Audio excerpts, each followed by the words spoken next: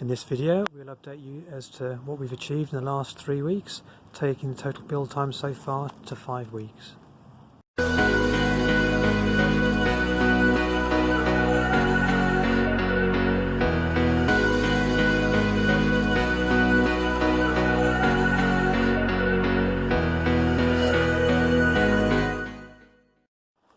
We're now 5 weeks into our build. The last update after 2 weeks just had the windows, the graphics, step and the flooring. We've now done some more internal work.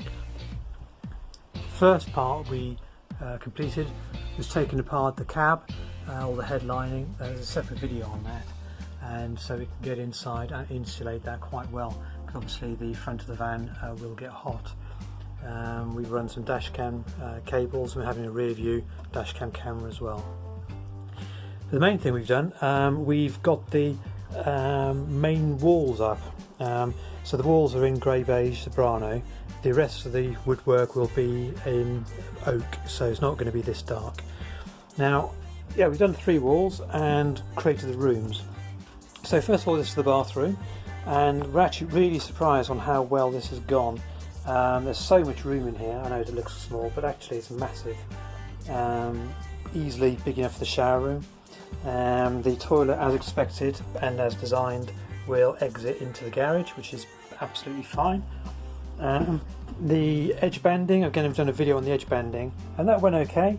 And you can see the bottom, we've actually angled the edge so it's not 90 degrees, so the door when it closes will follow this line and again go flush up against this other angle here, so it'll give us a really nice neat finish.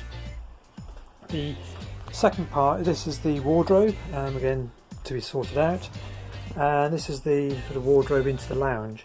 So if we sit down, this is the important part for us, because it's a small van.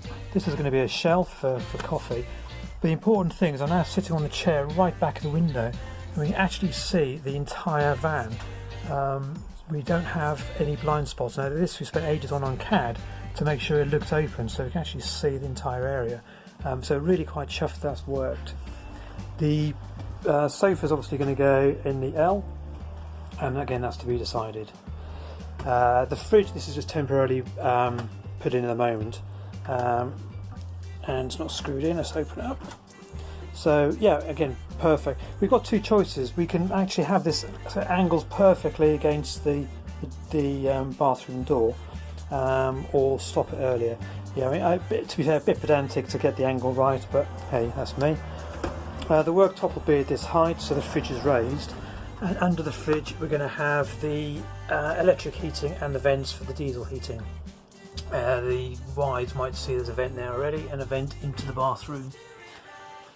So that's pretty much inside. We're bracing, we've done the back wall as well. So this is going to be our overhead cupboard height, and this is the sort of round edge finish. This will be covered, this will be splashback, and the cupboard will be here.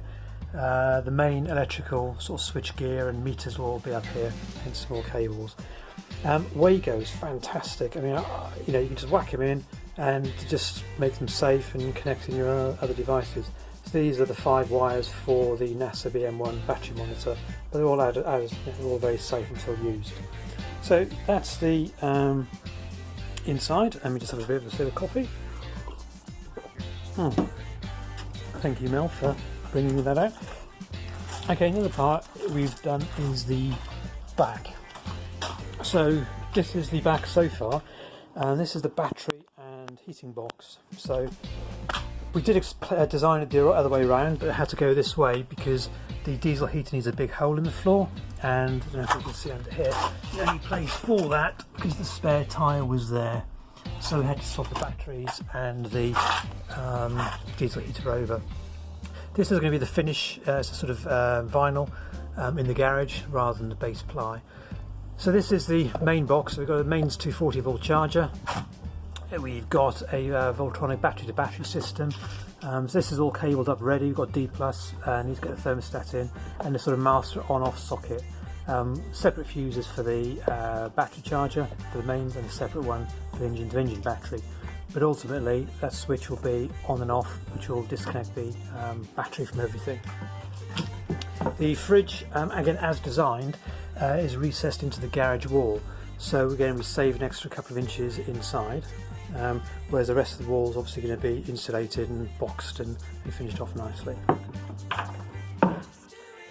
So inside here we've got two leisure batteries, and these are actually bolted through underneath with big clamps and load spreaders, so in an accident they'll stay put. And again, we've just got all the electrics starting to go to the into the individual looms. These are just the master sort of cables, nothing, not lighting or anything else. And again, sort of as tight as you can get. There's our shunt ready.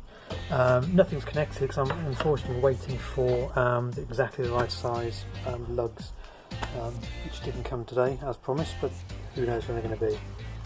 This is our diesel heater. It's a 5 kilowatt heater, and it'll have 4 outputs: bathroom, kitchen, and even into the garage. So we'll actually loop back and heat the garage up. Again, not cabled up yet. And we will have fixed, they're just stuck on at the moment. We'll finish it off in the same vinyl, and that'll be the air suspension. We've also just done the garage floor, again completely as expected, and that was gone fine. The gas locker, I'll actually, the gas locker fits here with a 6 kilo gaseous bottle. It'll be refillable, so we'll have bulkhead fitting here coming out into a fill point here. So that's all well and good. Again, we're absolutely astounded the CAD has been bang on.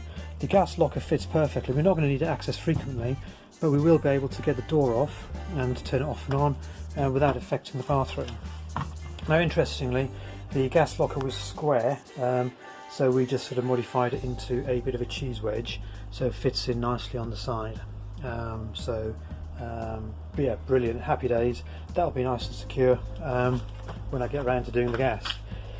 The final point is we just whacked in a bit of shelving bracket type thing to hang the bikes off. This is a test to make sure the bikes still fit, and I'll stick a photo up in the video, and it shows the two bikes actually hang perfectly on the one strut.